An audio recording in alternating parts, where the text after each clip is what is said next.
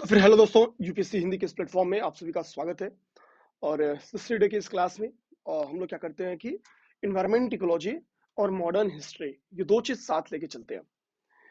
Environment ecology में मैं चाहता तो अवेयरनेस में, चूंकि इन्वायरमेंट इकोलॉजी दी नहीं है, ठीक है, इसलिए हम लोग चित्रात्मक प्रस्तुति से लेते हैं।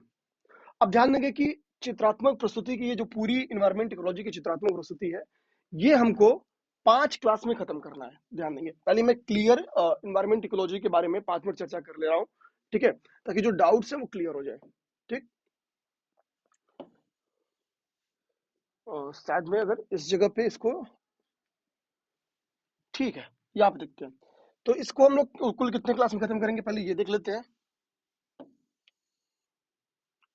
तो नंबर ऑफ क्लास होगी,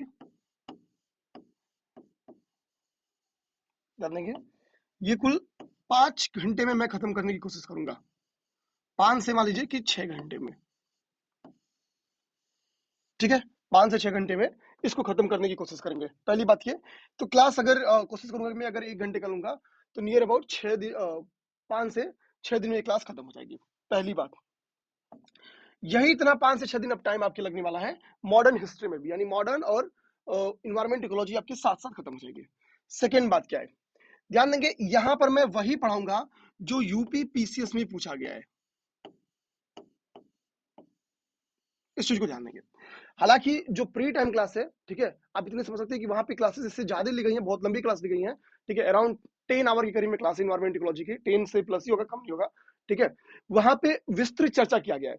मैं थोड़ा उस चीज से हटूंगा, ठीक है, मैं वो कॉन्सेप्ट जरूर समझाऊंगा जो यूपी पीसीएस में आया हुआ है, उन जगहों पे आपको दिक्कत नहीं होगी। लेकिन यहाँ पे ये ध्यान देना है कि 5 से 6 क्लास में जब इसको पूरी खत्म करना है, तो मेरी स्पीड भी तेज रहेगी थोड़ी सी, और मैं उन सभी चीजों को नहीं पढ़ाऊंगा जो अदर पब्लिक सर्विस कमीशन में पूछते हैं। मेरा फोकस रहेगा यूपी पीसीएस, ठीक है।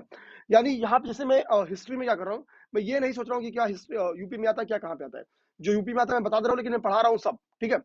ये चीज यहाँ से हटेगी, यहाँ पे वही केवल क्वेश्चंस, ठीक है, या जहाँ पे फोकस है यूपी पीसीएस, उसी चीज को पढ़ते हुए आगे बढ़ेंगे। तो यहाँ पे एकदम क्लियर सुन लेना आप लोग को, ठीक।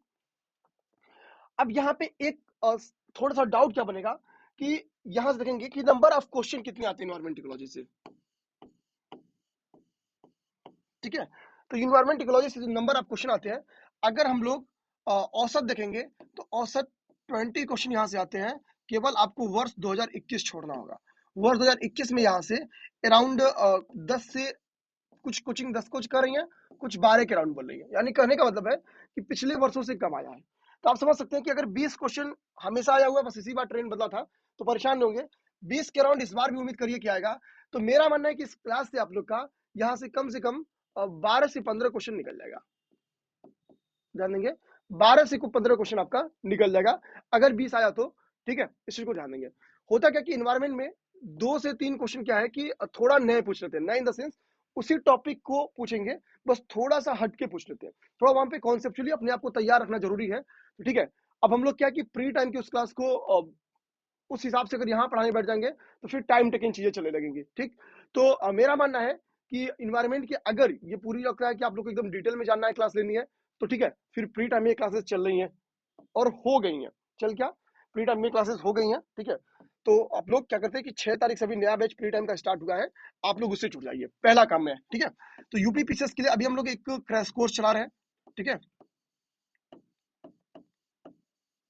ठीक है। और दूसरा बात, यूपी पीसीएस के लिए यूपीएससी हिंदी एक टेस्ट सीरीज चला रही है, ठीक है। अब देखिए, अगर यूपी पीसीएस हमेशा क्या करती है कि इन्वायरमेंट इकोलॉजी में अपनी ही जो क्वेश्चंस ना, उसी को नंबर ऑफ क्वेश्चन मैक्सिमम दे देती है। तो हो सकता हो कि आपका काम इसी क्लास से चला जाए, ठीक।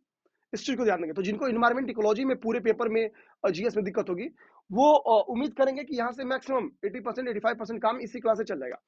लेकिन अगर पेपर थोड़ा सा भी डायमेंशनल बनाया, जो कि अभी तक नहीं बनाते हैं, थोड़ा सा भी अगर अपने पाथ से हटे, तो हो सकता है कि नंबर ऑफ क्वेश्चंस की संख्या यहाँ से कम हो जाए। हालांकि यूपी पीसीएस, जितना मैं देख रहा हूँ लास्ट 3-4 सालों से, वहां से ऐसे क्वेश्चन वो नए क्वेश्चन पे बहुत एक्सपेरिमेंट नहीं कर रही है। लेकिन ये महज संयोग है, ठीक है। अगर प्रयोग कर दी नए क्वेश्चन पे, तो फिर इस बुक को थोड़ा सा डिटेल में देखना पड़ेगा, और वो एक्चुअली हम लोग फ्री टाइम में करवाए हुए हैं, ठीक है। तो एक तो ये छोटी सी बात आप लोग के लिए भी थी, हम लोग के लिए भी थी। इन दोनों चीज से रिलेटेड किसी भी जानकारी के लिए आपको 8840751912 पे संपर्क कर लेना होगा। ठीक है, अभी मैं बता दूं कि क्रैश कोर्स की फीस 1500 रुपए थी। ठीक है, और टेस्ट सीरीज की भी फीस आपकी 1500 थी। इन दोनों में अभी 25% का ऑफ चल रहा है, तो आप लोग चाहें तो इस लाभ का इस ऑफ का लाभ उठा ले। ठीक है, तो ये बेसिकली था। ये कॉन्टेक्ट डिटेल है 8840751912 है। यहाँ पे आपको व्हाट्सएप या टेलीग्राम करना होगा। ठीक है, तो ये प्रचार था, और आप लोग चैनल को सब्सक्राइब कर लीजिएगा। स्टार्ट करते हैं। ठीक है, पर्यावरण की परिभाषा हम लोग क्लास 6, 7, 8 से देखते आ रहे हैं। कम से कम नहीं कोई कुछ पढ़ा होगा। एनसीईआरटी की क्लास 7 एक बुक ही है पूरी पर्यावरण की। ठीक है, जो जियोग्राफी वाली है। तो पर्यावरण का डिफिनेशन क्या है कि नॉर्मली क्या है, मेरा मानना है कि सब लोग जानते हैं, और जो हम लोग पर्यावरण का डिफिनेशन जानते हैं वो यूपी पीसीएस पूछने वाली नहीं है। ठीक है, वो यूपी पीसीएस पूछने वाली नहीं है, इस चीज को ध्यान में देंगे। यूपी पीसीएस ने बेसिकली जिस पर्यावरण की डिफिनेशन को फोकस किया हुआ है वो पर्यावरण संरक्षण अधिनियम 1986 में दिया गया है। बैकईयर देखिए, मैं बैकईयर भी लेके चला हूँ। मेरे सामने आपको ये बुक दिख रही होगी, घटना चक्र की ये पूर्वावलोकन है। इस क्लास के साथ साथ आपको ये बुक करते रहना है, इस चीज को ध्यान देंगे। मैं क्या कर रहा हूँ कि इन टॉपिक्स में वो क्वेश्चन इस बुक से खोज रहा हूँ जो हमको लग रहा है कि यूपी पीसीएस पूछी हुई है, वहां पे मैं इसको फोकस कर रहा हूँ। ठीक है, यानी मैं खुद भी इस बुक के साथ इस बुक को लेके चल रहा हूँ। ठीक, तो आप लोग क्या करेंगे कि शेष क्वेश्चन को यहाँ से लगाते रहेंगे। जो एक दो क्वेश्चन पर चैप्टर में देखेंगे, 2-3 क्वेश्चन ऐसा होगा जो मैं नहीं करा रहा हूँ। ठीक है, जो अदर पब्लिक सर्विस कमीशन का होगा, थोड़ा वो आपको साइड में करते रहना है। ठीक, इस चीज को ध्यान देंगे। अगर साइड में सारे क्वेश्चन हो जा रहे हैं इसी कॉन्सेप्ट से तो बहुत दिक्कत नहीं होने वाली है, और अगर हो रही है तो कोशिश करेगा आप लोग यार कि बहुत फीस नहीं है, आप लोग फ्री टाइम से जुड़ जाएंगे। मेरा मानना है इसके साथ साथ आप लोग ये बुक जरूर लगाएंगे। ठीक है, अब देखिए, तो पर्यावरण संरक्षण अधिनियम 1986 में क्या है कि ये डिफिनेशन दी गई है। यूपी पीसीएस 2006 में ये क्वेश्चन पूछी हुई है, उसके बाद से भी एक दो बार इसको रिपीट किया, इस चीज को ध्यान देंगे। इसमें बोला गया है कि किसी जीव के चारों तरफ घिरे भौतिक एवं जैविक दशाएं और उनके साथ जो अंतः क्रिया है, यही इसमें पर्यावरण संरक्षण अधिनियम में पर्यावरण की डिफिनेशन दी गई है। ध्यान देंगे, पर्यावरण संरक्षण अधिनियम में जो डिफिनेशन दी गई है वो ये डिफिनेशन दी गई है कि किसी जीव के चारों तरफ घिरे भौतिक एवं जैविक दशाएं और उनके साथ उनकी अंतः क्रिया। ठीक है, ये आपकी परिभाषा किसकी दी गई है? इन्वायरमेंट की परिभाषा दी गई है। नॉर्मली जो परिभाषा हम लोग जानते हैं वो ये जानते हैं, जिसको हम लोग बचपन से पढ़ते आ रहे हैं कि पृथ्वी पर पाए जाने वाले भूमि, जल, वायु, पेड़ पौधे यानी जो भी लोग पाए जाते हैं उनके चारों तरफ जो घिरा हुआ आवरण है, क्षेत्र है, ठीक है, उसको पर्यावरण की नॉर्मली संज्ञा जाती है। ये क्वेश्चन क्या है कि एक बार स्टेटमेंट में ये स्टेटमेंट यूपीपीसीएस डाली हुई है। ठीक है, सॉरी यूपीपीसीएस नहीं, आईएएस के एग्जाम में एक बार वो 1986 का एक स्टेटमेंट डाल दिया था और एक स्टेटमेंट ये डाल दिया था। तो लिखा था कि निम्नलिखित में से कौन सा पर्यावरण से संबंधित नहीं है, एक ऐसा क्वेश्चन बन के आया हुआ था। तो चूंकि ये सामान्य परिभाषा एक बार यूपीएससी भी फोकस कर चुकी है, एक बार यूपीएससी दे चुकी है, यही कारण है कि ये परिभाषा यहाँ पे दे दिया गया है। ठीक है, हम लोग को क्या याद रखना है? हम लोग को कोशिश करना है कि पर्यावरण संरक्षण अधिनियम 1986 का जो परिभाषा है वो याद रखेंगे। ये परिभाषा क्या कहती है कि पर्यावरण किसी जीव के चारों तरफ घिरे भौतिक एवं जैविक दशाएं एवं उनके साथ अंतःक्रिया को सम्मिलित करता है। ध्यान देंगे, एवं उनके साथ अंतःक्रिया को सम्मिलित करता है। अब यहाँ पे जो पर्यावरण के विभिन्न पक्ष है ये सब यूपीपीसीएस पूछी नहीं है, तो इसको हम लोग नहीं देखेंगे। ठीक है, पर्यावरण के जो घटक है, यहाँ से एक बार हल्का सा क्वेश्चन आया है बेसिकली जो इसका ऊर्जा घटक है, क्योंकि इसमें सौर्य जो ऊर्जा है ना, जो सौर ऊर्जा है, ये सबसे इंपॉर्टेंट घटक है, यही सबसे प्रभावी घटक है। ठीक है, क्योंकि किसी भी जो प्राथमिक उत्पादक है उनकी ऊर्जा का या उनकी भोजन का मेन सोर्स क्या है? सौर ऊर्जा है। ठीक है, तो पूरी इन्वायरमेंट में देखेंगे कि सौर ऊर्जा क्या है कि बड़ी इंपॉर्टेंट रखती है। ठीक है, इस चीज को ध्यान देंगे। तो हम लोग देखेंगे कि पर्यावरण के मुख्य संगठक में भौतिक संगठक, जैविक संगठक और ऊर्जा संगठक।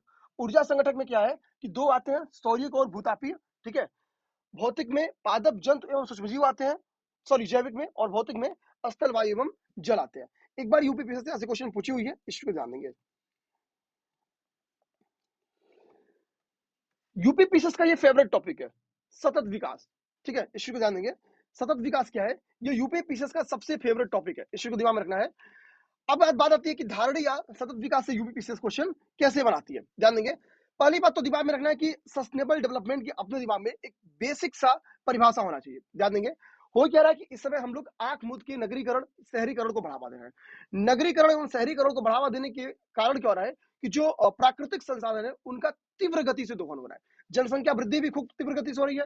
इस वजह से भी प्राकृतिक संसाधनों का तीव्र गति से दोहन हो रहा है। इससे प्राकृतिक संसाधनों के अस्तित्व पर ही खतरा आ गया है। इस चीज को ध्यान देंगे। यानी जो धारणीय एवं सतत विकास है, यह पृथ्वी के प्राकृतिक संसाधनों का न्याय संगत उपयोग से संबंधित है। इस चीज को ध्यान देंगे। यानी ऐसा नहीं कि हम लोग प्राकृतिक संसाधनों का यूज ही ना करें। यूज ऐसा करना है कि वो अतिशय ना हो। ऐसा ना हो कि इस हिसाब से यूज कर रहे हैं कि जो आगामी हमारी पीढ़ियां हैं उनके लिए अभाव का विषय बन जाए। ठीक है। तो धारणीय विकास का संबंध किससे है? तो पहली बात, प्राकृतिक संसाधनों से। एक बार यूपीपीएससी ने क्वेश्चन यही पूछ लिया है कि धारणीय विकास का संबंध निम्नलिखित में से किससे है? तो प्राकृतिक संसाधनों से। ये चीज अपने दिमाग में रखनी है। ठीक है। और उनके न्याय संगत उपयोग से है। अब बता दें कि धारणीय विकास की आवश्यकता क्या है, जान देंगे। तो अभी मैंने जस्ट जो चीज बोली 2 मिनट पहले, उस चीज को अगर आप फोकस करेंगे तो जाहिर सी बात है कि अगर प्राकृतिक संसाधनों के संरक्षण से मतलब क्या हुआ कि भैया हमको जैव विविधता का भी संरक्षण करना होगा। ठीक है। जैव विविधता का संरक्षण करना होगा, इसकी आवश्यकता है। इसमें प्रदूषण नियंत्रण में, ठीक है, क्योंकि प्रदूषण बढ़ता प्रदूषण भी क्या कर रहा है कि जैव विविधता को क्षति पहुंचा रहा है, नो डाउट। ठीक है। प्रदूषण बढ़ेगा तो उससे क्या होगा, उससे जैव विविधता क्या होगा, उसका ह्रास होगा। निर्धनता, ठीक है, इस चीज को जानेंगे कि अगर हम लोग प्राकृतिक संसाधनों का अतिशय दोहन करेंगे तो होता क्या है कि इसका रिजल्ट केवल क्या है ना कि अगर जटिलता में सपोज की प्राकृतिक संसाधनों का आप दोहन कर रहे हैं बहुत तीव्र गति से, और अगर उसका अभाव आ गया तो जाहिर सी बात है कि जब इसमें कमी आएगी तो उस तक पहुंच किसकी कम हो जाएगी? उस तक पहुंच निर्धन वर्गों की ही कमी होगी। ठीक है। निर्धन वर्गों की उन तक पहुंच कमी हो जाएगी।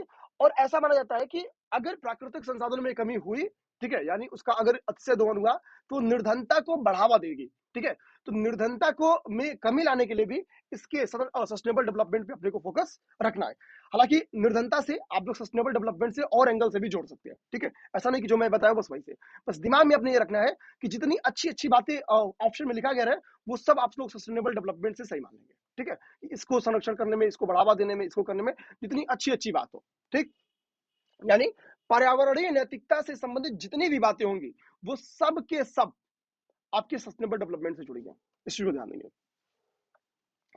अब बात आती है ये स्टेटमेंट देखिए, ठीक है, कि धारणीय विकास शब्द की व्याख्या, इस चीज को दिमाग में रखेंगे। ठीक है। ये एक बार पेपर में क्वेश्चन आया हुआ है, इस चीज को देखना है। वर्ष 1987 में क्या हुआ था, WCED के द्वारा, WCED यानी, ठीक है, world commission on environment and development, WCED द्वारा क्या किया गया था कि एक आवर कॉमन फ्यूचर नाम का एक रिपोर्ट दिया गया था। उसी में इस धारणीय विकास को डिफाइन किया गया है, यानी इसकी व्याख्या की गई है। इस चीज को जानेंगे।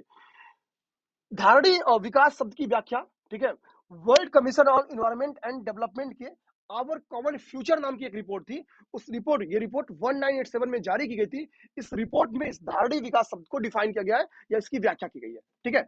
ये क्वेश्चन बन के आया है कि धारणीय विकास शब्द की व्याख्या किस रिपोर्ट में की गई है, तो आवर कॉमन फ्यूचर, इसी को हम लोग ब्रटलैंड रिपोर्ट भी कहते हैं। ध्यान देंगे। तो ऑप्शन पहचानेंगे, अगर धारणीय विकास की किस रिपोर्ट में इसकी व्याख्या की, यही क्वेश्चन पूछेगा। ऑप्शन में ब्रटलैंड रिपोर्ट खोजना है या आवर कॉमन फ्यूचर आपको खोजना है, और सही टिक के मार के आपको रास्ते से निकल जाना है। ठीक है। ध्यान देंगे कि 1987 में तो इसकी व्याख्या कर दी गई। 1992 में क्या हुआ था, जो पृथ्वी सम्मेलन हुआ था, ध्यान देंगे, जो पृथ्वी सम्मेलन हुआ था, ठीक है, इसी में हम लोगों ने क्या हुआ कि एजेंडा 21 को भी अपनाया हुआ था। ठीक।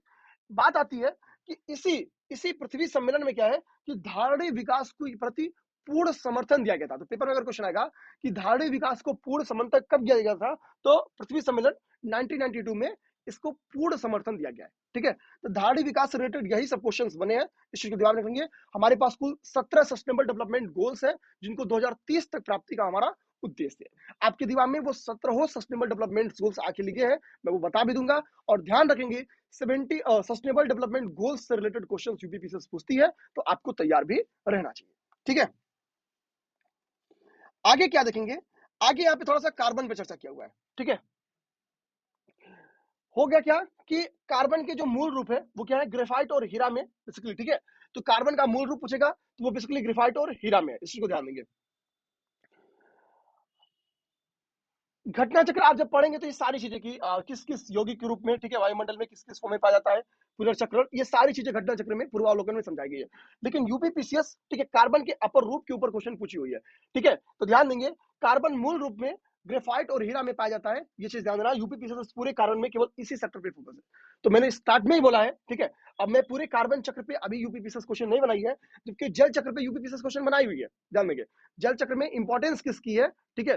तो सौर ऊर्जा की है, यही एक सिंपल सा क्वेश्चन जल चक्र पे यूपीपीसीएस बनाई है। तो मेरे कहने का मतलब क्या है कि जल चक्र और कार्बन चक्र को पूरी जितना यूपीपीसीएस जिस हिसाब से पूछी है, इस क्लास में हम लोग बस उस हिसाब से डिस्कशन करेंगे, ठीक है। क्योंकि अगर डिटेल में बैठ जाएंगे चक्र करने, ये जल चक्र होता क्या है, कार्बन चक्र होता क्या है, फिर वो क्लास लेंदी चली जाएगी। और वो ऑलरेडी इन सब चीजों पे मेरा मानना है कि तैयारी कराई गई है फ्री टाइम बैच में, ठीक है। तो मैं मान के चलूंगा कि बेसिक्स आपको याद रहेगा, ठीक है।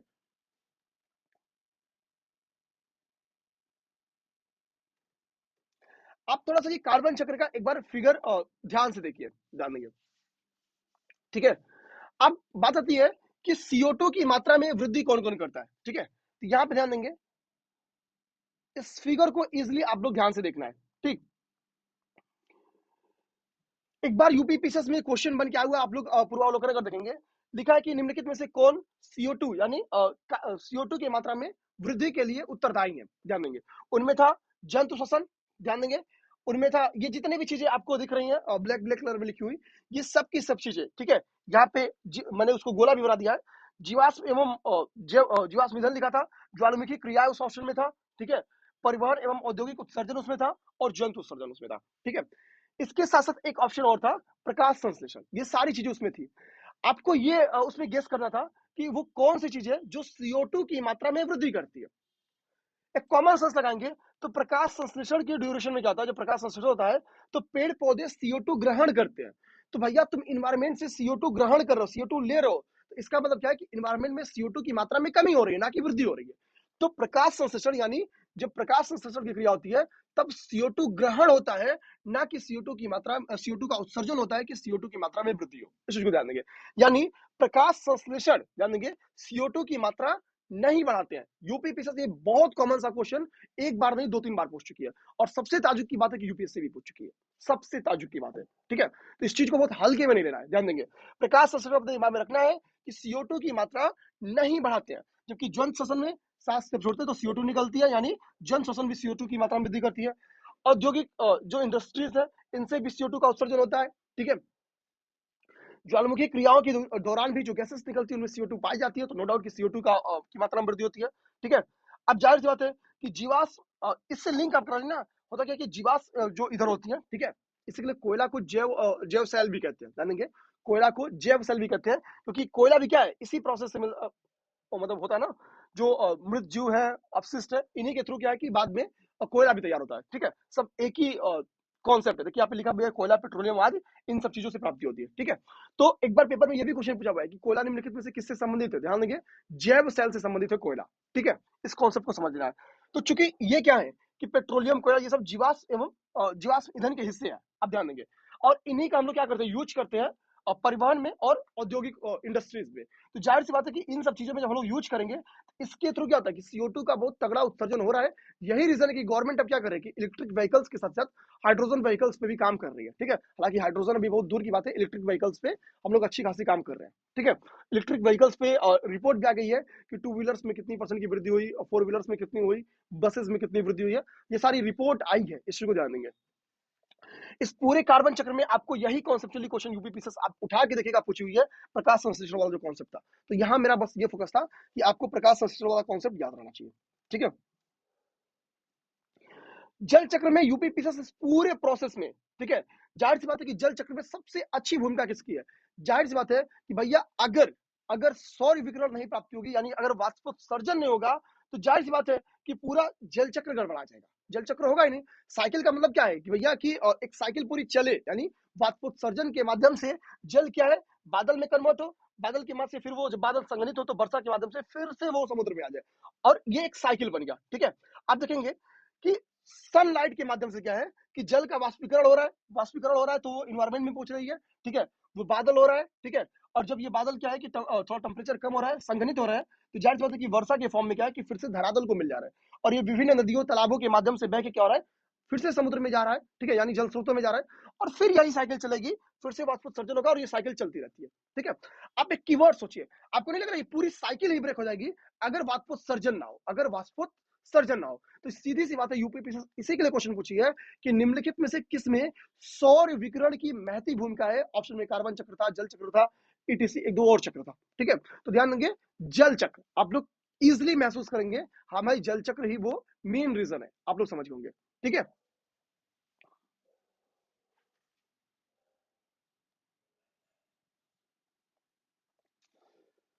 ये जो परीक्षा उपयोगी दृष्टि लिखी है, यहाँ से जितने भी फैक्ट्स लिखे गए इन सारे फैक्ट्स पे चर्चा अपने टाइम में किया गया है। मैं क्या करता हूँ कि जो यूपीपीसीएस में ही केवल पूछा गया है, ठीक है, मैं उसको फोकस करा देता हूँ। ठीक, यूपीपीसीएस से एक बार क्वेश्चन पूछेगा कि वर्षा की मात्रा का निर्धारण कौन करता है? ठीक है, तो ध्यान देंगे वायुमंडल की नमी करेगी, यानी जाहिर सी बात है कि वायुमंडल में जितनी ज्यादा नमी होगी, बादल उतने ही अच्छे से संघनित होंगे और वर्षा उतनी ही ज्यादा होगी। तो यानी सीधी सी बात है कि वर्षा की मात्रा का निर्धारण वायुमंडल की नमी करती है, ये चीज ध्यान में रखना है। ठीक है, अब देखिए अगला क्या है, एक क्वेश्चन पूछी हुई है, एक मैंने इसमें वैल्यू एडिशन कर दिया है जो कि इसमें नहीं दिया गया था। मूल रोमों के ऊपर इसमें 3 फैक्ट्स दिए गए हैं। ठीक है, मूल रोम के ऊपर इनमें से 2 फैक्ट्स का यूपीपीसीएस पूछी हुई जो ये दिया है, तीसरा जो फैक्ट पूछी गई है वो नहीं दिया था, मैंने उसको वैल्यू एडिशन कर दिया है। ठीक है, इस फैक्ट को आप लोग ये दिया नहीं था, बट इसमें अदर पीसेस में आएगा तो मैं नहीं जानता हूँ। ठीक है, मैं इस वक्त अभी इन्वायरमेंट इकोलॉजी में केवल यूपीपीसीएस फोकस हो, इस चीज को ध्यान देंगे। ठीक, अब यहाँ पे कह रहा है कि मूल रोमों की कोशिका आवृत्ति मुख्यतया बनी होती है किस चीज की? सेलुलोज की। ध्यान देंगे मूल रोमों की क्या है कोशिका आवृत्ति, मुख्यतया सेलुलोज की बनी होती है। ध्यान देंगे कह रहा कि मूल रोमों के मृदा से चिपके रहने का कारण क्या है? पैक्टीन है। मूल रोमों के मृदा से चिपके रहने का कारण क्या है? पैक्टीन है। तीसरा जो फैक्ट लिखा है याद कर लीजिए, मूल रोमों की कोशिका आवृत्ति कार्य करती है पारगम्य कला की तरह। ये 3 फैक्ट्स आपको याद रखना चाहिए। क्या? कि मूल रोमों की कोशिका आवृत्ति मुख्यतया सेलुलोज की बनी होती है, मृदा से चिपके रहने के पीछे इनका जो कारण है वो पैक्टीन है, और मूल रोमों की कोशिका आवृत्ति कैसे क्या करती है? पारगम्य कला की तरह। ठीक है,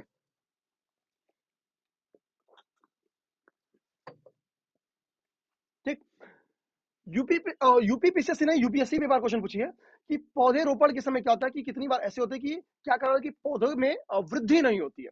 ठीक है, यानी पौधे वृद्धि नहीं होती है, यानी पौधे मर जाते हैं या डिस्ट्रॉय हो जाते हैं। ठीक है, इसका कारण पूछा था। ऑप्शन में कई सारे ऑप्शन लिखे थे, उनमें एक ऑप्शन क्या था कि पौधा रोपण के समय मूल रोगों का टूट जाना या उनका नष्ट हो जाना। तो जाहिर सी बात है, जान देंगे, और इसी के लिए मैंने यहाँ पे लिखा है कि पौधे की वृद्धि में क्या है? सहायक होते हैं मूल रोग, और जब हम लोग पौधा रोपण करते हैं अगर ये मूल रोग टूट जाते हैं तो जाहिर सी बात है कि फिर पौधों की वृद्धि नहीं होगी, क्योंकि पौधों की वृद्धि में जो सहायक है वो कौन है? मूल रोग है। ठीक है, तो इस चीज को मैंने ये कॉन्सेप्ट लिख दिया है कि पौधों की वृद्धि में सहायक होते हैं मूल रोग। ठीक है, अगर वो क्वेश्चन यूपीएससी वाला सीन फिर से रिपीट कर गया कि वो क्वेश्चन क्या था, मैं क्लियर बोल दे रहा हूँ, आप लोग एक बार बैक देख भी लीजिएगा। वो क्वेश्चन यही था कि क्या कारण है कि वृक्षारोपण के समय कितनी बार कुछ वृक्ष या अधिकांश वृक्ष बड़े नहीं होते, यानी फलते फूलते नहीं है। ठीक है, ऑप्शंस लिखे थे, उन ऑप्शन में एक जगह ऑप्शन लिखा हुआ था, ठीक है, कि वृक्षारोपण के समय मूल रोमों का नष्ट हो जाना। ठीक है, तो मैंने उसी कॉन्सेप्ट को यहाँ पे लिख दिया है कि पौधों की वृद्धि में सहायक कौन होते हैं? मूल रोम होते हैं। अगर मूल रोम नष्ट होंगे तो पौधे की वृद्धि नहीं हो सकेगी। ठीक है, वो स्टेटमेंट मैंने यूपीएससी का यहाँ पे फिट कर दिया है कि हो सकता है कि फिर से रिपीट कर जाए, क्योंकि वन लाइनर क्वेश्चन था तो चांस है कि रिपीट कर जाए। ठीक है,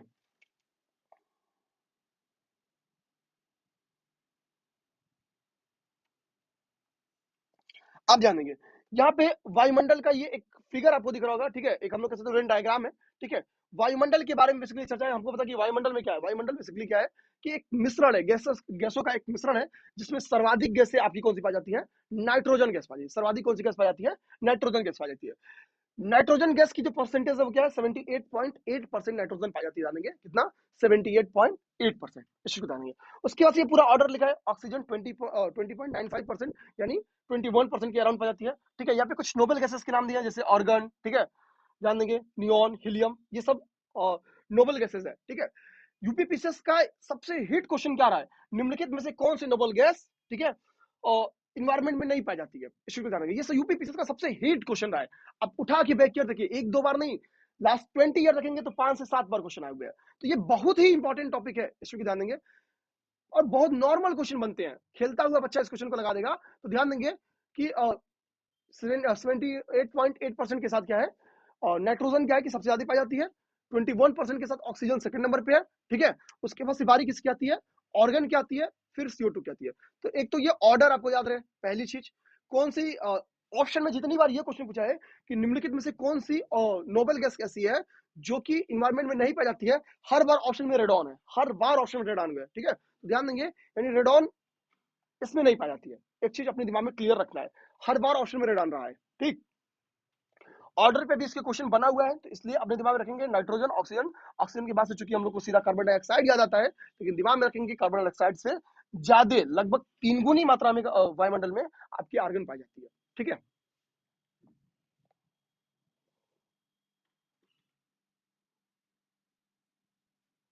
जो चीज मैं छोड़ रहा हूँ वहां पे अभी यूपीपीएसएस फोकस नहीं की गई है, लेकिन ये सारी चीज प्री टाइम क्लास में पढ़ाई गई है। ठीक है, तो ऐसा नहीं कि मैं यहाँ छोड़ रहा हूँ तो प्री टाइम में भी छोड़ा गया है।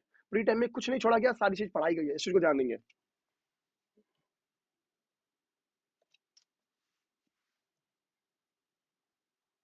ठीक है, बेसिक फैक्ट यहाँ पे लिखा गया है।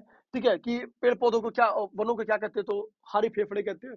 तो जाहिर भैया भैया की ऑक्सीजन की पूरे सोर्स तुम्हारे पास है। ठीक है, तो हरा फेफड़ा हमको थोड़ी कहा जाएगा।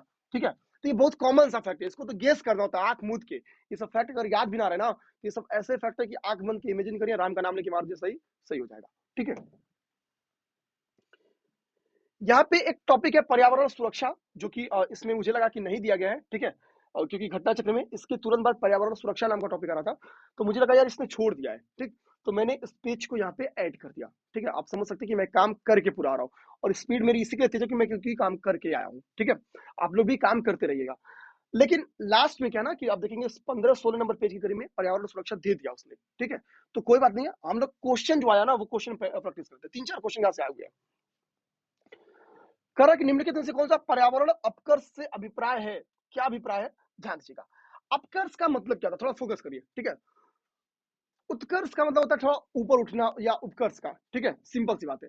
तो यानी जिस जिस चीज में जब कमी आएगी ना, इन्वायरमेंट में जब कमी निगेटिवली, यानी इन्वायरमेंट के साथ अगर निगेटिव वर्ड जुड़ गया हो ना, कि इसकी क्षति हो रही है, इसमें निम्नीकरण हो रहा है, तो वो सब पर्यावरण अपकर्ष का एक एग्जाम्पल बनेगा। अब देखिए, कह रहा है कि पर्यावरणीय गुणों की पूर्ण रूप से निम्नीकरण। निम्नीकरण का मतलब क्या हुआ, कमी आना। तो कमी आना यानी अपकर्ष से रिलेटेड हो गया कि नहीं हो गया, तो यानी पहला नंबर पॉइंट सही हो गया।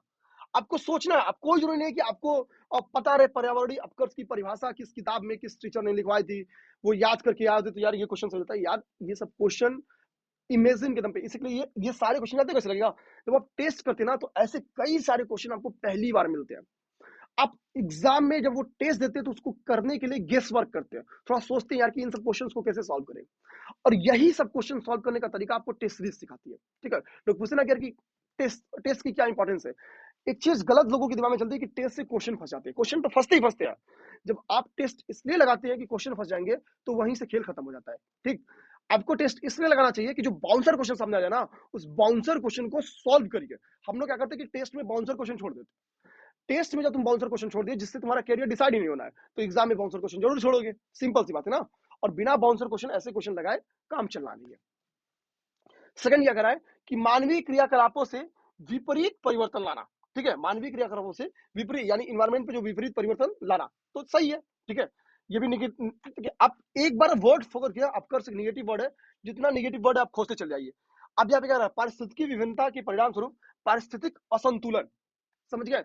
सारी तीनों स्टेटमेंट पढ़ के एक फील आएगा कि इन्वायरमेंट में, पर्यावरण में कमी की बात कर रहा है, उसके निम्नीकरण की बात कर रहा है, उसमें क्षति की बात कर रहा है। ठीक है, तो जाहिर सी बात है, अब तीनों वर्ड्स पढ़ेंगे ना, तो तीनों निगेटिवली वर्ड्स लग रहे हैं, इस चीज को ध्यान देगा।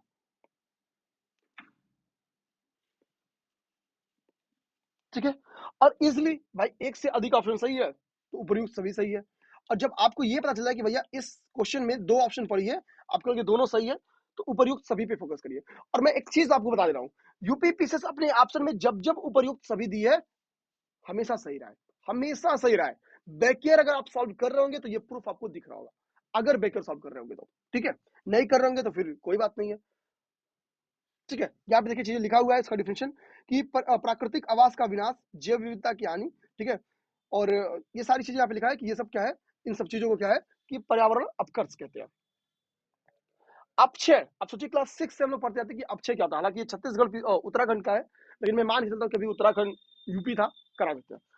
अपक्षय अपरदन तो यार क्लास 5 से हम लोग पढ़ते हैं, क्लास 6 में पढ़ते हैं। अब सोचिए वो 5-6 का क्वेश्चन पीसीएस में आ चुका है। अब देखिए, कह रहा है अपक्षय का विचार किससे संबंधित है, तो जाहिर सी बात है कि एक प्राकृतिक क्रिया है। अपचय क्या बेसिकली एक ऐसी प्राकृतिक क्रिया है जिसमें चट्टानों का सूक्ष्म कणों में विघटन होता है, ठीक है, और अपरदन में उसका फ्लो होता है, ठीक है। तो ध्यान देंगे, अपचय में क्षरण से संबंधित होता है, तो यानी उसके क्षय से संबंधित होता है। तो चट्टानों में टूट फूट अपचय है, ठीक है, अपरदन फ्लो है, ठीक। तो अपचय अपरदन आप सोचिए कि हम लोग वो जो 5-6 में पढ़ते ना, वो पीसीएस का क्वेश्चन बन गया है, और उस वक्त हम लोग सीरियसली नहीं लेते।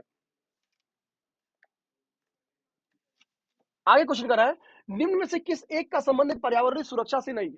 ध्यान देंगे, आपको बताना है कि कौन है ऐसा जिसका संबंध पर्यावरणीय सुरक्षा से नहीं है। ऑप्शन ए धारणीय विकास, तो जाहिर सी बात है, सस्टेनेबल डेवलपमेंट मैंने स्टार्ट से ही बता दिया कि सस्टेनेबल डेवलपमेंट क्या है भैया, कि ये जैव विविधता ह्रास से संबंधित है डायरेक्टली। जैसे आप लोग जैव विविधता ह्रास से संबंधित है, आप समझ गए, यानी पर्यावरण सुरक्षा से संबंधित है, समझ गया। वातानुकूलन एकदम संबंधित है, ठीक है।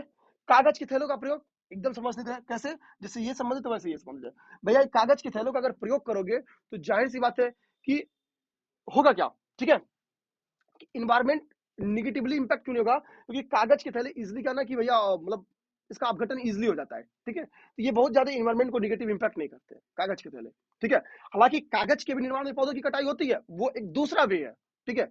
अब कागज के थैलों में बेसिकली क्या है कि इसके लिए भी पौधों की कटाई होगी, कागज तैयार करने के लिए तो होगी।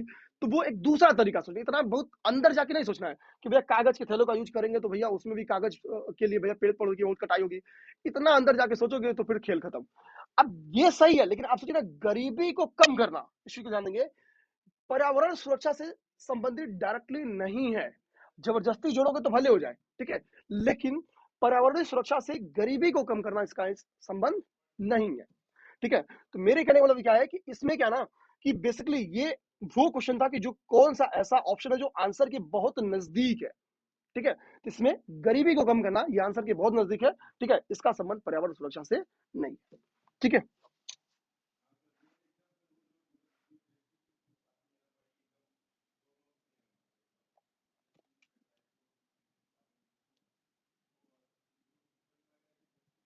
ठीक है, अब यहाँ पे थोड़ा सा वायुमंडल की संरचना के बारे में दिया हुआ है। अब देखिए उसको मैं बताता हूँ, ठीक। जब हम लोग वायुमंडल देखते हैं तो ये संरचना को थोड़ा सा ध्यान से देखिए, ठीक। मैं इसको थोड़ा जूम स्लो कर देता हूँ, ठीक है। देखिए वायुमंडल की संरचना,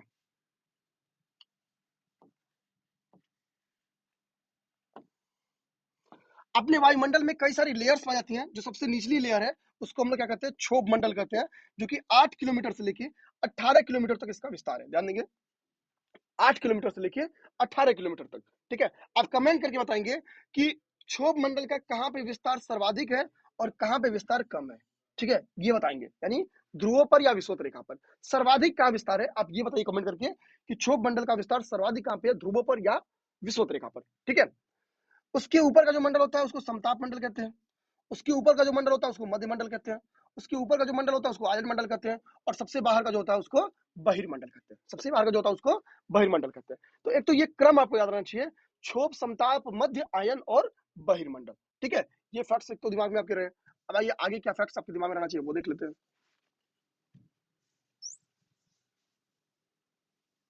ठीक है। अब यहाँ पे देख रहे होंगे क्या रहा है, देखिए समताप मंडल की में क्या होता है कि स्टार्ट के 20 किलोमीटर तक, ठीक है, स्टार्ट के 20 किलोमीटर क्या होता है कि तापमान समान रहता है, लेकिन उसके बाद से क्या होता है, तापमान में वृद्धि होती है। देखिए आप लिखा भी है कि ऊंचाई के साथ साथ तापमान बढ़ता है समताप मंडल में, लेकिन स्टार्ट के 20 किलोमीटर तक ना, स्टार्ट के 20 किलोमीटर तक, जहां पे आपका ओजोन बेसिकली पाया जाता है, वो जोन, वो क्या होता है, वहां पे तापमान में आपको समानता दिखाई पड़ती है।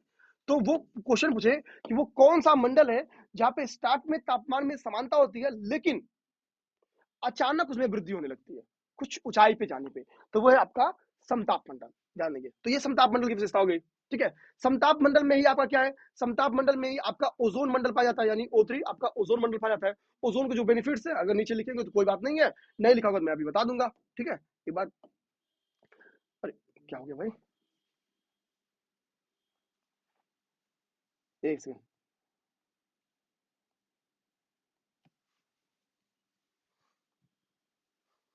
ठीक है। आप देखिए उसके बाद से आता है मध्यमंडल। मध्यमंडल बेसिकली यहाँ पे उल्काएं वगैरह आपकी यहीं पाई जाती है, कहाँ पे, मध्यमंडल में, ये चीज ध्यान देंगे, ठीक है। ये से क्वेश्चन आए तो यहाँ पे ध्यान देंगे। ठीक है, रेडियो तरंगे आपकी बेसिकली कहाँ पाई जाती है, तो रेडियो तरंगे आपकी बेसिकली कहाँ पे, आयन मंडल में पाई जाती है। ये चीज दिमाग में रखना है। ठीक, एक बार यूपीपीसीएस क्वेश्चन क्या पूछती है ध्यान देंगे। ठीक है, कि वो कौन सा मंडल है। ठीक है, जहाँ पे ऊंचाई देखिए, यहाँ पे एक तो ध्यान देंगे कि हर 6 किलोमीटर पे क्या है कि 1 डिग्री सेंटीग्रेड तापमान में कमी आती है। एक बार पेपर में क्वेश्चन ये भी पूछा हुआ है कि हर 6 किलोमीटर पे 1 डिग्री सेंटीग्रेड तापमान में कमी आती है। इस चीज को ध्यान देंगे। अब यहाँ पे फैक्ट सारे लिखे गए हैं तो हम लोग एक बार देख ही लेते हैं यहाँ पे।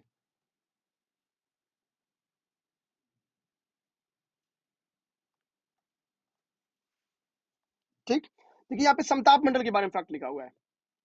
कह रहा है कि ओजोन परत के रूप में सर्वाधिक संकेंद्रण यहीं पाया जाता है 15 से 30 किलोमीटर के बीच में। ध्यान देंगे, 15 से 30 किलोमीटर के बीच में क्या है, ओजोन का सर्वाधिक संकेंद्रण पाया जाता है। कहाँ पे, समताप मंडल में। ध्यान देंगे, तो ये तो मैंने पहले ही बता दिया कि ओजोन परत यहीं पे पाई जाती है। ठीक है, ओजोन परत की बेनिफिट्स यहाँ पे लिखा है कि ओजोन परत द्वारा क्या है कि हानिकारक अल्ट्रावायलेट वेव्स का क्या है कि अवशोषण कर लिया जाता है। क्योंकि ये जो अल्ट्रावायलेट वेव्स होती है ना, ये मानव के लिए बड़ा खतरनाक होती है। ध्यान देंगे, ठीक है, ये मानव के लिए अल्ट्रावायलेट वेव्स होती है, खासतौर पे स्किन कैंसर के लिए या आंख खराब में इसका बड़ी भूमिका होती है। ध्यान देंगे, इस मंडल में कह रहा है कि यहाँ जलवाष्प क्या होता है कि बहुत कम होती है। यही कारण है यहाँ मौसमी घटनाएं न के बराबर होती हैं।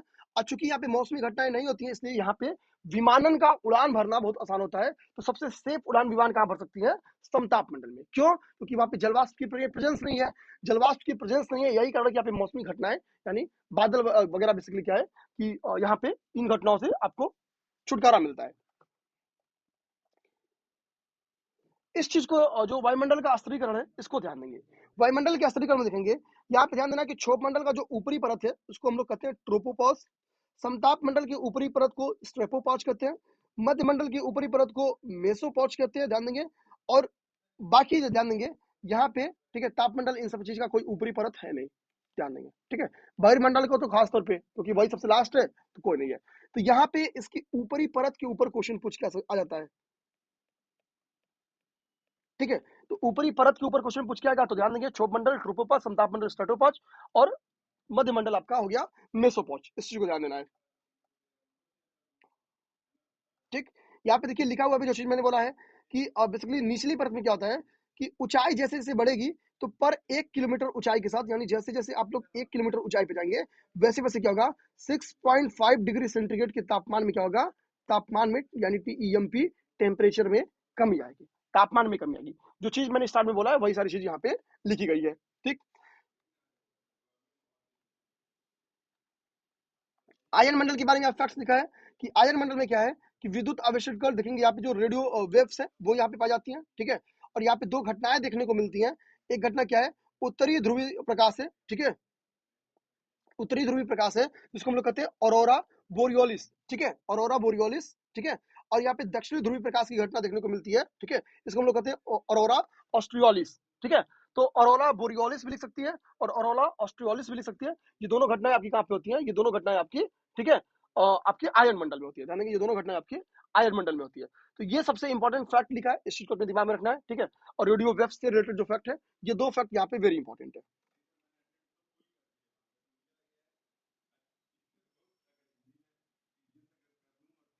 ठीक है, यहाँ पे एक इंपॉर्टेंट फैक्ट ये लिखा है कि धरातल से 20 किलोमीटर की ऊंचाई तक क्या है, CO2 पाई जाती है। ये एक इंपॉर्टेंट फैक्ट है यूपीपीसीएस के लिए।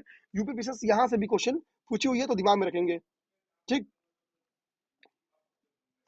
बाकी आयन मंडल में कई सारी परतें पाई जाती हैं।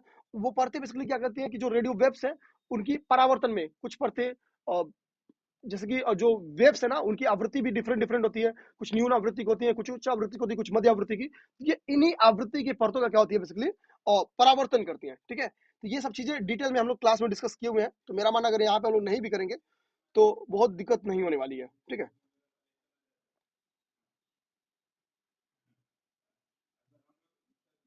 ठीक है, अब वायुमंडल वाले सेक्टर से हम लोग बेसिकली यहाँ से क्वेश्चन बना हुआ है तो यहाँ से हम लोग देख चुके हैं। अब इसके असल में ये एक फैक्ट वेरी इंपॉर्टेंट है कि ऊंचाई के साथ अचानक एकाएक तापमान में गिरावट किस मंडल में आती है, मध्य मंडल में आती है। ये रिसेंट में आरओ में भी क्वेश्चन बन के आ गया था। आरओ 2016 में शायद ये क्वेश्चन बन के आ गया था। तो ये फैक्ट आपके लिए वेरी इंपॉर्टेंट होता है। -100 डिग्री सेंटीग्रेड के अराउंड यहाँ पे टेम्परेचर पहुंच जाता है। ठीक है, अब यहाँ पे जो सस्टेनेबल डेवलपमेंट गोल्स है उनके बारे में लिखी गई है, यहाँ पे मैंने लिख भी दिया है, ठीक है, कि धारणीय विकास का लक्ष्य सर्वप्रथम वर्ष 2012 में रियो प्लस 20 सम्मेलन में प्रस्तावित किया गया था। तो एक फैक्ट मैंने यहाँ पे लिख दिया है। यहाँ पर टारगेट क्या है, जो धारणीय विकास के 17 गोल्स है उनको 2030 तक पाना है, ये मैंने स्टार्ट में ही बता दिया है। अब यहाँ पे 17 गोल्स के बारे में लिखा गया है। पहली गोल क्या कहती है कि गरीबी के सभी रूपों का पूरे विश्व से समाप्ति। सेकेंड गोल क्या कहती है, ध्यान देंगे, कि भूख की समाप्ति, ठीक है, खाद्य सुरक्षा, पोषण बेहतर, टिकाऊ कृषि, ठीक है। तीसरी कहती है कि सभी आय के लोगों में सेहत एवं स्वस्थ जीवन को बढ़ावा देना। चौथी क्या कहती है, समावेशी एवं न्याय संगत गुणवत्ता शिक्षा सुनिश्चित करना, ठीक है, यानी चौथा क्या है, क्वालिटी एजुकेशन में फोकस्ड है। पांचवी क्या है, लैंगिक समानता के ऊपर फोकस्ड है, ताकि महिलाओं की जो सशक्त है सक्षमता उसमें वृद्धि हो, ठीक है। छठवीं क्या है, वो क्लीन वाटर और सैनिटाइजेशन पे फोकस है। सातवीं क्या है कि सस्ती विश्वसनीय एवं टिकाऊ ऊर्जा पे यानी सस्टेनेबल एनर्जी पे डिपेंड है, ठीक है। आठवीं क्या है, समावेशी एवं सतत आर्थिक विकास के साथ साथ रोजगार और समुचित कार्य को बढ़ावा देना, इससे संबंधित है। नौवीं क्या आपकी, बुनियादी ढांचे समावेशी औद्योगिकरण को बढ़ावा देना, ठीक है। दसवां क्या है कि देश के बीच और अंदर, ठीक है, जो असमानता है उसको कम करने से, ठीक है। ये सारी लिखेंगे यहाँ पे सस्टेनेबल डेवलपमेंट गोल्स दिए गए हैं। जो गोल्स एक बार अपने दिमाग में रहना चाहिए, कम से कम शुरू के 10 तो याद ही रहे, ठीक है, शुरू के 10 आपको याद रहे, चीज ध्यान देंगे। बाकी आपको करंट में कहीं ना कहीं ये गोल्स मिलते रहते हैं, इस चीज को ध्यान रखेंगे। और लास्ट ईयर में ये क्वेश्चन खूब आए हुए हैं, तो अपने दिमाग में रखना है कि यार तैयार करना ही करना है।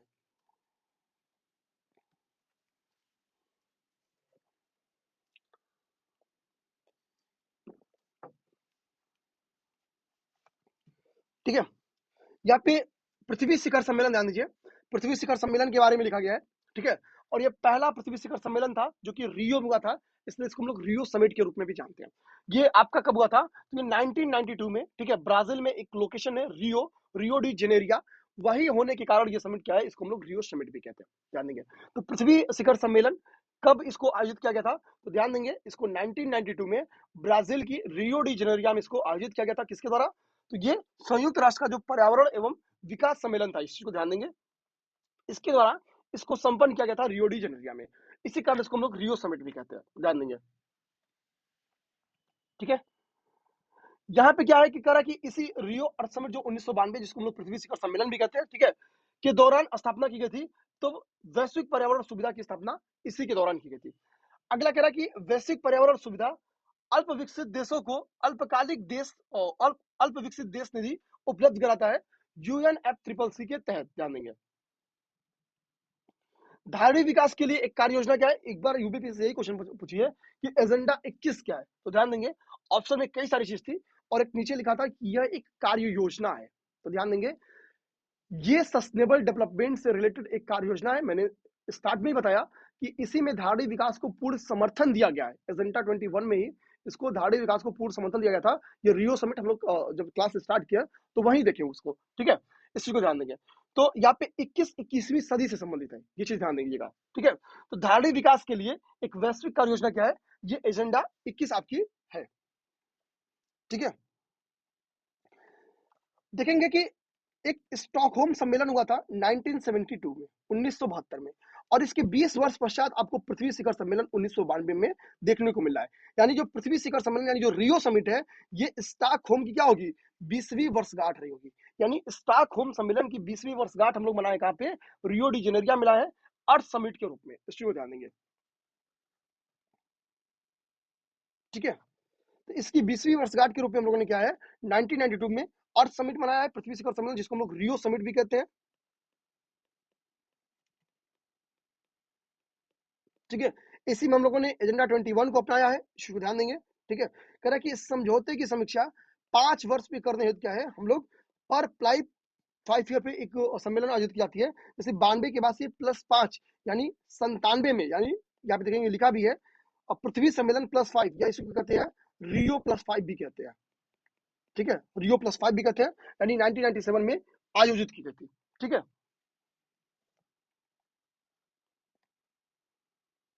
एजेंडा 21 का संबंध किससे किससे, तो यहाँ पे देखिए चीज लिखा गया है, ठीक है। इस तरह से यूपीपीसीएस का भी क्वेश्चन पूछी नहीं है, इसलिए मैं इस चीज को छोड़ रहा हूँ। अब यहाँ पे कुछ क्या है कि कुछ ट्रिब्यूनल्स के बारे में लिखा गया है, जैसे एनजीटी के बारे में। एनजीटी का फुल फॉर्म भी पूछा गया है, ठीक है। तो नेशनल ग्रीन ट्रिब्यूनल होता है, इस चीज को जान देंगे, ठीक है, नेशनल ग्रीन ट्रिब्यूनल होता है। इसकी स्थापना भारत सरकार के द्वारा वर्ष 2010 में की गई थी, ये चीज ध्यान देंगे। ये पर्यावरण बचाव से संबंधित मामले जो होता है उसकी देखरेख करता है, ध्यान देंगे। पर्यावरण संरक्षण अधिनियम 1986 जो है, इसका 1986 में इसको अधिनियमित किया गया था। ये यूपी पीसीएस में क्वेश्चन यहीं से बन के आया है। इसको छाता विधान भी कहते हैं, इसको ध्यान देंगे, इसको छाता विधान भी कहते हैं। बात आती है कि पर्यावरण संरक्षण अधिनियम 1986 को भारत सरकार के द्वारा क्यों अधिनियमित किया गया, इसका उद्देश्य क्या था। इसका उद्देश्य होता कि जो स्टॉकहोम सम्मेलन हुआ था 1972 में, उसमें जो डिसीजन लिए गए थे, उसमें जो निर्णय लिए गए थे, उन निर्णयों का क्रियान्वयन करना। इसी उद्देश्य से हम लोगों ने 1986 में पर्यावरण संरक्षण अधिनियम को बनाया था, ठीक है। यहाँ पे यूएनईपी के बारे में लिखा है, यूनाइटेड नेशन एनवायरनमेंट प्रोग्राम के बारे में लिखा है, ठीक है। इसका फुल फॉर्म हो गया। 1972 में इसकी स्थापना की गई थी। इसका मुख्यालय आपका नैरोबी केन्या में है। यूपी पीसीएस को खूब पूछी हुई है, ठीक है। यहाँ पे नीरी के बारे में एक फैक्ट लिखा हुआ है, नीरी के बारे में देख लेते हैं। यूपी पीसीएस बेसिकली इसका जो अवस्थिति है, ठीक है, उसके बारे में पूछती है कि इसकी अवस्थिति नीरी की कहाँ पे है, तो नागपुर में है, ठीक है, जो कि महाराष्ट्र में पड़ता है। 1958 में इसकी स्थापना की गई थी, ये चीज ध्यान देंगे। इसके कुल 5 क्षेत्रीय कार्यालय हैं, कहाँ पे, दिल्ली में, मुंबई में, चेन्नई में, कोलकाता में और हैदराबाद में। तो दिल्ली, मुंबई, चेन्नई, कोलकाता और हैदराबाद में इसके क्या है कि 5 क्षेत्रीय कार्यालय है, ये चीज ध्यान देना है। नीरी के बारे में यही सब क्वेश्चन यूपी पीसीएस पूछती है, बाकी फैक्ट यूपी पीसीएस नहीं पूछती है, ठीक है। ईपीए के बारे में ध्यान देंगे। ईपीए का फुल फॉर्म क्या है, तो ईपीए का फुल फॉर्म है इन्वायरमेंटल प्रोटेक्शन, ठीक है। एक सेकंड, मुझे एक बार देख लें, वीडियो आप लोग की क्लियर है, ठीक है। तो ईपीए का फुल फॉर्म क्या है, इन्वायरमेंटल, ठीक है, प्रोटेक्शन एजेंसी है, जो कि एक यूएसए की एजेंसी है, इस चीज जानेंगे। ये यूएसए की एक एजेंसी है। तो यहाँ क्या, इसका फुल फॉर्म ही यूपीपी से पूछी हुई है, इन्वायरमेंटल प्रोटेक्शन, ठीक है, और इन एजेंसी, ये यूएसए की एक एजेंसी है। यहाँ पे ग्रीन पीस इंटरनेशनल के बारे में लिखा हुआ है, ठीक है। इसका मुख्यालय यूपीपी से पूछी हुई है, ध्यान देंगे, एम्स्टर्डम में, नीदरलैंड में, ठीक।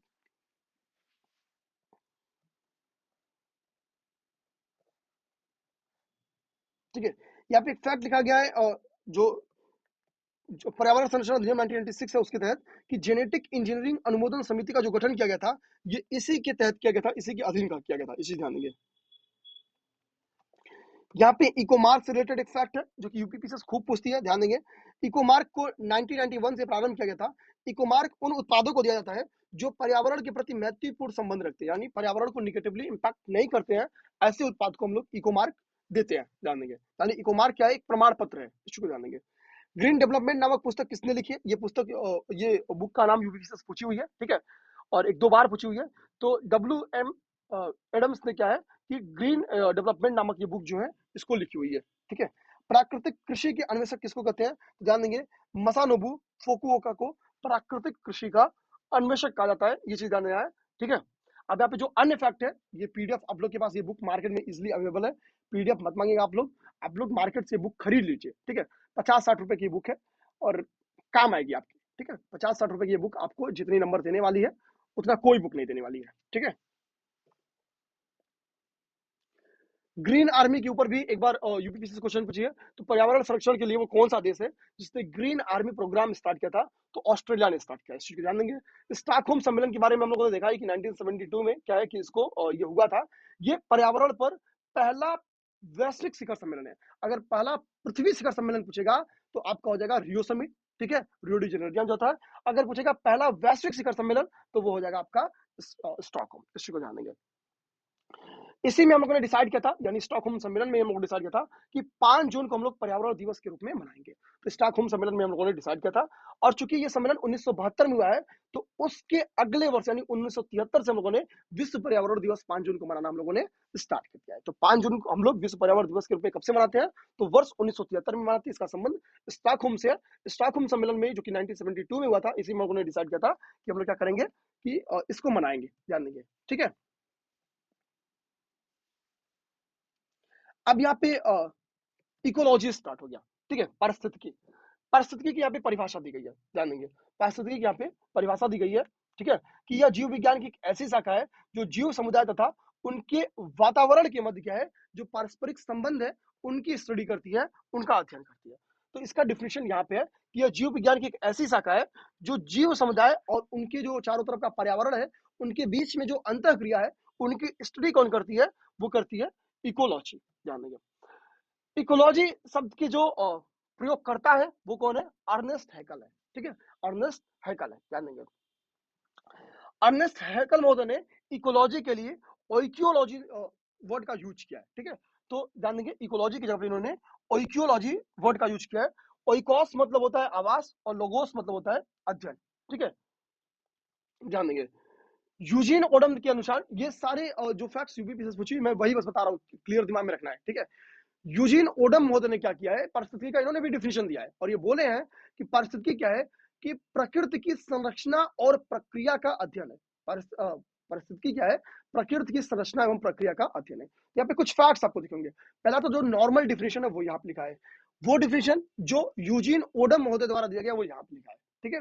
और अर्नेस्ट हैकल महोदय द्वारा इसको पहली बार इसका यूज किया था ओइकोलॉजी के रूप में, ठीक है। यहाँ पे आपको पारिस्थितिकी तंत्र का घटक दिख रहा होगा, ध्यान देंगे। इसके घटक के रूप में दो आते हैं, अजैविक घटक और जैविक घटक। जैविक घटक में उत्पादक आते हैं, उपभोक्ता आते हैं और अपघटक आते हैं। ये मेनली इंपॉर्टेंट है, अभी हम लोग मेनली पढ़ाई अपनी यहीं पे करेंगे, ये मेन फोकस है, ठीक है। अब बताते हैं कि अजैविक घटक देख लेते हैं। अजैविक घटक में जो यहाँ पे स्क्रीन पे दिख रहा है ना, केवल यही इतने फैक्ट्स पूछेंगे, इसके अलावा अजैविक घटक से रिलेटेड सिंगल फैक्ट नहीं देती है, ध्यान देंगे। ये स्क्रीन आप लोग को जो दिख रही है वो इसके बारे में डीपली पूछती है, लेकिन इसके बारे में बस यही जो आपको दिख रहा है यही पूछती है, ठीक। अजैविक घटक में क्या है, आपके जो भौतिक घटक है वो शामिल होते हैं, अकार्बनिक घटक शामिल होते हैं और कार्बनिक घटक शामिल होते हैं। तो अब बताता है कि पारिस्थितिक तंत्र का जो कार्बनिक घटक है वो कौन से हैं, तो इसमें कार्बोहाइड्रेट आता है, प्रोटीन आता है, वसा आता है, ह्यूमस आता है, यूरिया आता है। ये अपने दिमाग में रखना है कि कार्बनिक घटक के कौन कौन से हिस्से हैं। तो कार्बनिक घटक के कार्बोहाइड्रेट है, प्रोटीन है, वसा है, ह्यूमस है, यूरिया है। ये मेनली है, इसको यूपीपीसीएस पूछी हुई है, ये आप लोग यहाँ पे लिख सकते हैं, ये मेनली यही पूछती है, ठीक है। इश्यू को ध्यान देंगे, ये सीधा याद रहे कि निम्नलिखित में से कौन से कार्बनिक घटक है, कार्बोहाइड्रेट, प्रोटीन, वसा, ह्यूमस, यूरिया, ये सब कार्बनिक घटक है। अकार्बनिक में जल है, मृदा है, जो वायुमंडलीय गैसेस है वो है, खनिज, चट्टान तत्व, ठीक है। ये सारी चीजें क्या है तत्व में, ठीक है, ये सारी चीज दिखा है, ये सब अकार्बनिक घटक है, ठीक है। भौतिक घटक में प्रकाश है, तापमान है, आर्द्रता है, वायुमंडलीय दाब है, स्थलाकृतियां, वायु है, ठीक है। ये सारी भौतिक घटक है। मेनली क्वेश्चन इसका कार्बनिक घटक के ऊपर रहा है, तो ये चीज अपने दिमाग में रखना है।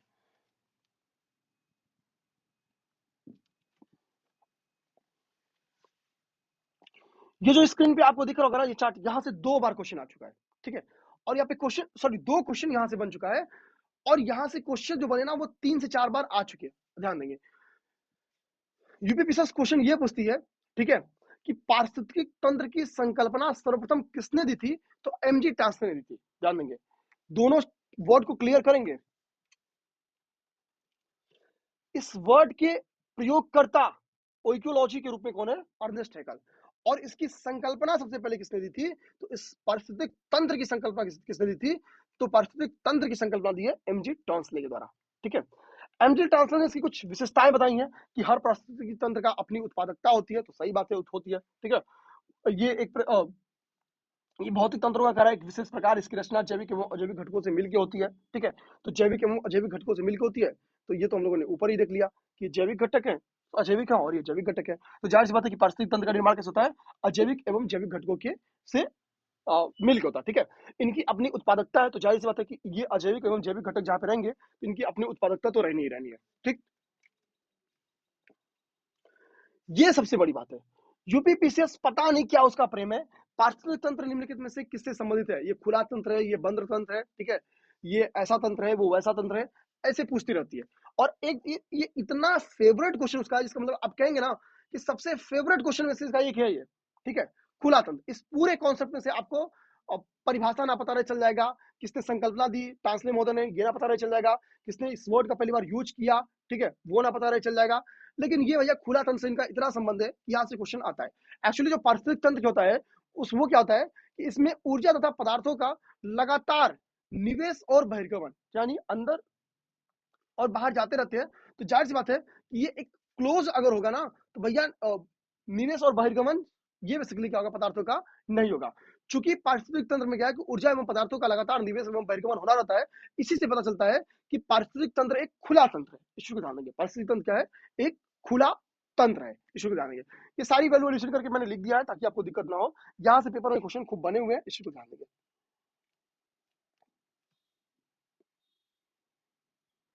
यहाँ पे पारिस्थितिक तंत्र के सिवाय यूपीपीसीएस नहीं पूछी है तो हम लोग नहीं पढ़ेंगे, ठीक है। जीवमंडल के बारे में एक बार यूपीपीसीएस क्वेश्चन पूछी है।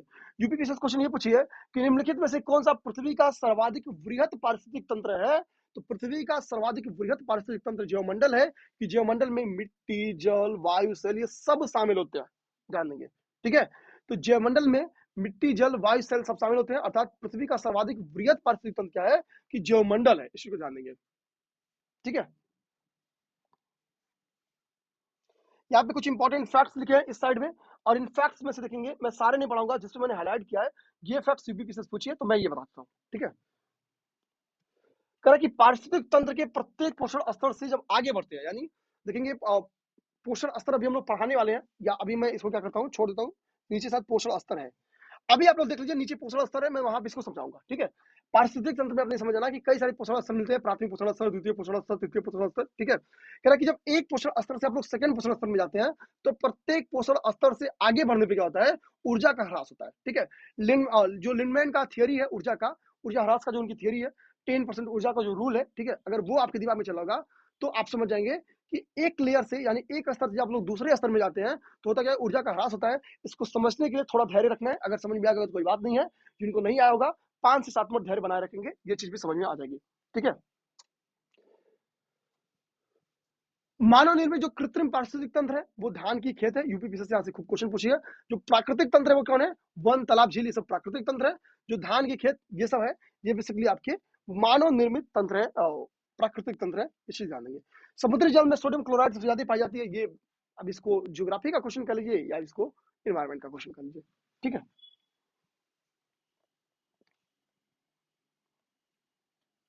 देखिए यहाँ पे जो वहाँ पे फैक्ट्स दिया गया था वो यहाँ पे क्लियर दिया गया है। कह रहा कि पारिस्थितिक तंत्र दो पार्ट के हो गए, प्राकृतिक पारिस्थितिक तंत्र और मानव निर्मित यानी कृत्रिम पारिस्थितिक तंत्र। प्राकृतिक पारिस्थितिक तंत्र में आपकी स्थलीय और जलीय हिस्से आ गए। स्थलीय में आपका वन पारिस्थितिक तंत्र हो गया, घास पारिस्थितिक तंत्र हो गया, मरुस्थल पारिस्थितिक तंत्र हो गया। जलीय में, ठीक है, जलीय में भी दो टाइप के होते हैं, अजलीय, अलवणीय जल और लवणीय, यानी लवड़ी में क्या हो गया, लवण झील, ज्वार नद मुख, समुद्र। पेपर में क्वेश्चन आया है निम्नलिखित में से कौन सा सबसे स्थिर प्राकृतिक तंत्र है, ठीक है। तो ध्यान देंगे समुद्र सबसे स्थिर प्राकृतिक तंत्र है, ये एक बार यूपीपीसीएस यहाँ से क्वेश्चन पूछी है कि निम्नलिखित में से कौन सा सबसे स्थिर पारिस्थितिक तंत्र है, तो ध्यान देंगे समुद्र सबसे स्थिर प्राकृतिक तंत्र है, ये यूपीपीसीएस क्वेश्चन पूछी है, मैंने इसलिए इसको हाईलाइट करके यहाँ पे लिख दिया है, ठीक है। ज्वारनद बुक भी लवड़ी जल की निम्नलिखित में से कौन सी एग्जांपल है, ये क्वेश्चन आती है, ठीक है। तो झील भी लवड़ी झील होती है, ठीक है। ज्वारनद बुक भी लवड़ी जल का एग्जांपल है, समुद्र तो है ही है, सबको पता है, ठीक। कृत्रिम में जो खेत वगैरह है, खेत खलियान है, ये कृत्रिम पारिस्थितिक तंत्र होते हैं। और जो जल जीवशाला है, अंतरिक्ष यान वगैरह है, ये सब कृत्रिम पारिस्थितिक तंत्र है। बेसिकली खेत वाला जो है यहीं से क्वेश्चन यूपीपीसीएस पूछी है। यहाँ पे ध्यान देंगे समुद्री जल के बारे में आपको पता है कि समुद्री जल में सर्वाधिक जो लवण पाया जाता है वो सोडियम क्लोराइड पाया जाता है, ठीक है। इसकी ऑर्डर जो पूरी समुद्री लवणता है उसके ऊपर प्री टाइम बैच में क्लास की गई है, वेरी इंपॉर्टेंट टॉपिक है। इसीलिए मैं आप लोग से कह रहा हूँ ना कि प्री टाइम बैच के साथ साथ अगर ये सब चीज देखेंगे तो आपको बहुत अच्छा लगेगा, आपको लगेगा यार ये जल्दी जल्दी रिवीजन हो जा रहा है, ठीक है। और अभी क्या ना कि अगर आप लोग अब नहीं इन्वायरमेंट पढ़े हैं, ठीक है, तो बहुत बोरिंग लग रहा होगा। मेरा मानना है कि लास्ट टाइम है, आप लोग क्विक रिवीजन पे को फोकस करिए, आप लोग प्री टाइम बैच से जुड़िए, और यहाँ से जो मैं पढ़ा रहा हूँ ये एकदम स्पीड में, मैं प्री टाइम बेस से भी स्पीड में चलाऊं तो ये थोड़ा रिवीजन आपको पता चल जाएगा। जो फैक्ट्स वहां पे छूट गए होंगे, जो कॉन्सेप्ट थोड़ा सा मिसमैच होंगे, वो थोड़ा यहाँ पे हो जाएंगे, ठीक है। समुद्री जल क्या है, तो ध्यान देंगे समुद्री जल के बारे में जो इंपॉर्टेंट फैक्ट है कि पृथ्वी पर विद्यमान जलमंडल का ध्यान देंगे 97% पार्ट किसका है, समुद्री जल का है। यहाँ पे एक मैंने फैक्ट लिखा होगा कि पृथ्वी के लगभग 71% भाग पर क्या है, जलीय प्राकृतिक तंत्र का विस्तार है।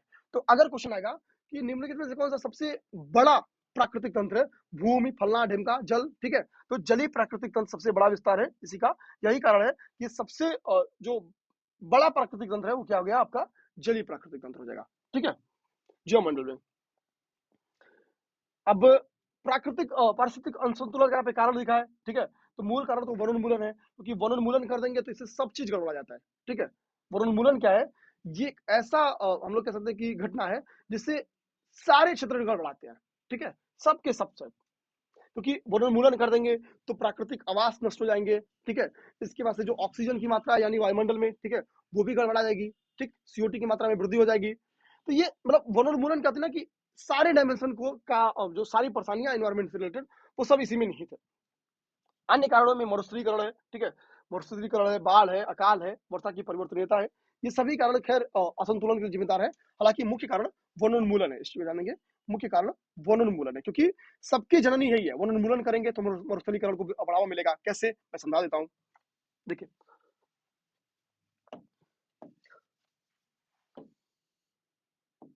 सपोज ये एरिया मरुस्थलीकृत एरिया है, ठीक है। अब अगर इस जगह पे मान लीजिए कि ये क्या है, ये पेड़ों की मान लीजिए श्रृंखला है,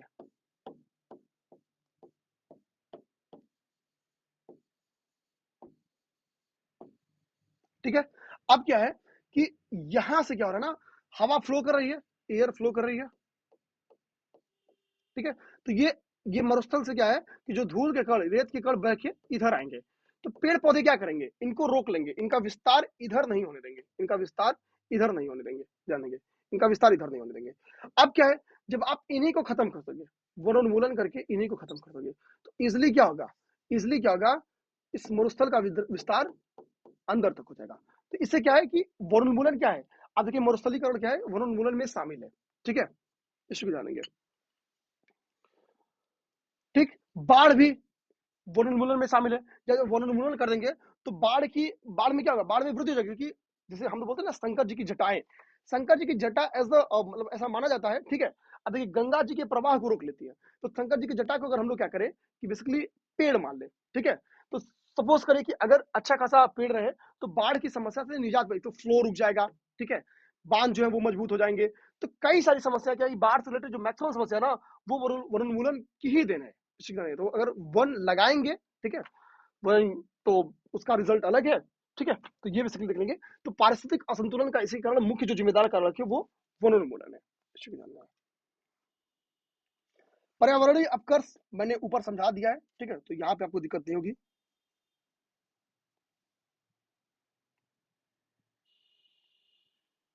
तुम एक बार क्लास का टाइम देख लो।